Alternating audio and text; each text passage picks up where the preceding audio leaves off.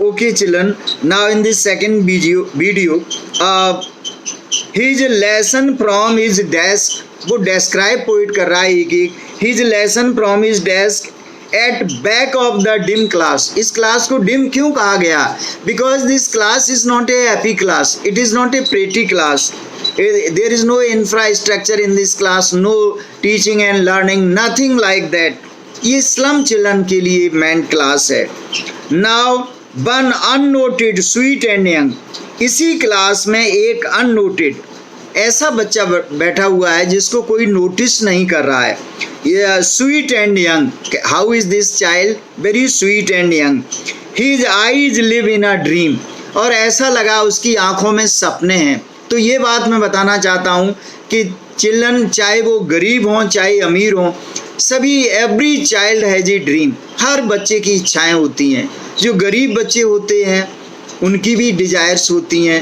अब ये निश्चित है कि lack of poverty is the root of all evils. गरीबी की वजह से वो इच्छाएं पूरी नहीं हो पाती. लेकिन ऐसा तो नहीं है कि वो ड्रीम ना हो. उनके दिल में भी ख्वाहिश होती है कि वो अच्छे पढ़े लिखें, उन्हें नेचर जो है विजिट करने का, घूमने का फ्रीडम हो, उन्हें न्यूट्रिशियस फूड मिले. They have so many desires in them. तो वही बच्चा जो बैठा हुआ क्लास में जिसकी तरफ किसी का ध्यान नहीं जा रहा, उसके आंखों में ड्रीम है. और वो ड्रीम किसका? ऑफ स्क्रिल्स गेम. स्क्रिल ग्लैरी होती है जो ये पेड़ के चारों तरफ घूमती है और बल्कि उसी में एक होल बना करके और उसमें रहने भी लगती है. तो इन ट्री रूम, तो that room is called tree room. उसी में रूम बना लेती है. अदर देन दिस का मतलब ये हुआ other than this room of school. वो बता रहा है कि उनकी लाइफ में कोई फ्रीडम नहीं है, बंदिश है. वो क्लासरूम जो बिल्कुल डल है वहाँ रहना, फिर एकदम स्लम चले जाना. बियॉन्ड दिस, इसके बाद वो सोच ही नहीं सकती.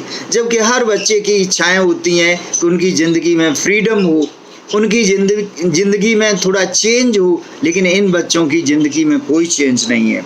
अब यहाँ पर देखो ऑन सोर क्रीम बॉल्स. जो सोर का मतलब अनप्लेजेंट. क्या है कि जो सोर क्रीम बॉल्स डोनेशंस, ये जो दीवारें हैं बिल्कुल इनमें पेंट वगैरह वाइट वॉश कुछ भी नहीं हुआ. तो कैसी दिखाई देती हैं? अनप्लेजेंट, बिल्कुल बेकार दिखाई देती हैं. ऑन सोर क्रीम बॉल्स शेक्सपियर्स हेड. अब यहाँ पर जो है शेक्सपियर्स हेड, शेक्सपियर यहाँ इन दीवारों के ऊपर क्या किया कि डोनेशन में लोग दे गए. शेक्सपियर का पोर्ट्रेट है, फोटो है, उसको लगाया है. Cloudless at dawn civilised dome. Civilised डोम कहते हैं यहाँ सोसाइटी से. Riding all cities. तो जो अच्छे अमीर लोग होते हैं, अमीर बच्चे होते हैं, तो वो तो अच्छी सोसाइटी में रहते हैं, सिविलाइज्ड सोसाइटी में रहते हैं. लेकिन यहाँ पर एक पेंटिंग है जिसमें दिखाया गया है क्लाउडलेस डॉन. मतलब ऐसी मॉर्निंग जो बिल्कुल सुंदर मॉर्निंग हो, ब्राइट सन वाली, जिसमें बिल्कुल क्लाउडलेस हो. तो वो सब पेंटिंग भी इसमें लगी हुई है. और ये सब किसके लक में होती हैं? जो अमीर बच्चे होते हैं. इन बच्चों की ज़िंदगी में तो केवल डार्कनेस, अंधेरा ही अंधेरा है. Wild flowery Tyrolese valley. अब टायरोलीज वैली मैंने बताया था कल. वैली इन टायरोल, ऑस्ट्रिया में ये टायरोल नाम की घाटी है. तो उसमें क्या है? उसमें बताया कि जो फ्लावर्स, काफ़ी इसमें फूल वगैरह हैं, सुंदर लगती है घाटी. और उसमें घंटियाँ बजती हैं. ओपन हैंडेड मैप और एक वर्ल्ड मैप. ये सब चीज़ें जो पेंटिंग है, मैप है, शेक्सपियर का फोटो है, ये सब दीवारों पर क्लासरूम में लगे हुए. और ये क्या है? ये डोनेटेड की हुई चीज़ें हैं. अब क्वेश्चन इस बात का उठता है कि इन सब का फ़ायदा क्या है? इन बच्चों को क्या मतलब है इन सब चीज़ों का? Awarding the world it's world. क्योंकि ये मैप जो है इसमें तो उनके लिए मैप है, वर्ल्ड मैप, जो घूमने जाएं, पूरी दुनिया का भ्रमण करें. और मैप में जो है केवल बड़े बड़े शहर और बड़ी बड़ी चीज़ें जो है मार्क्ड होती हैं। स्लम और स्लम स्कूल तो मैप में है ही नहीं, तो इसका कोई मतलब नहीं, रीजन नहीं इन बच्चों के लिए।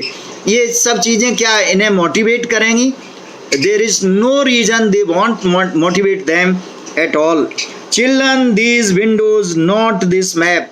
इनके लिए तो सारी दुनिया केवल वो विंडोज से बाहर, स्कूल क्लास में जो विंडोज हैं उसके बाहर इन्हें जो कुछ दिखाई दे रहा वही इनका वर्ल्ड है।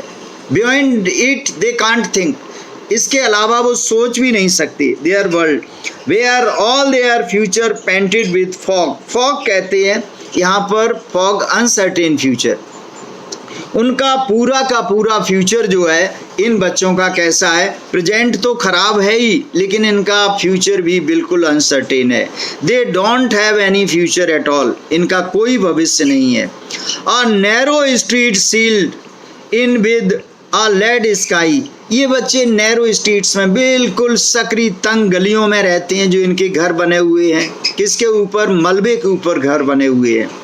ये न तो इनके ऊपर खफरेल या जो है घास फूस की छत है। इसके बाद में ब्लूइश लेड स्काई कहते, ब्लूइश ग्रे स्काई। न तो ऐसी जगह रह रहे हैं जहाँ सनलाइट भी इनके लिए नसीब नहीं है। तो इन बच्चों की ज़िंदगी तो बिल्कुल अंधकार से लुप्त है। Far far from rivers, capes and stars of the words. ये बच्चे जो है बहुत दूर, जहाँ पर नदियाँ हैं, जहाँ पर हाईलैंड सी, जहाँ पर सी बीच है, ओशन है, और जहाँ पर स्टार्स चमक रहे हैं, जहाँ पर सूरज चमक रहा है, ओपन स्काई है, under the open sky green fields हैं। तो ये बच्चे उन सब चीज़ों से बहुत दूर हैं। इसका मतलब इनकी जो लाइफ है वो बिल्कुल किसके समान है? It is just like a hello. और ऐसा लग रहा है कि इनका प्रेजेंट के बाद हर आदमी का फ्यूचर तो कुछ होता है, लेकिन इनका फ्यूचर भी अंधेरा है। It means they are born in darkness, in poverty, they live in poverty, और ऐसा लगता है they will die in poverty. Hope you must have understood now.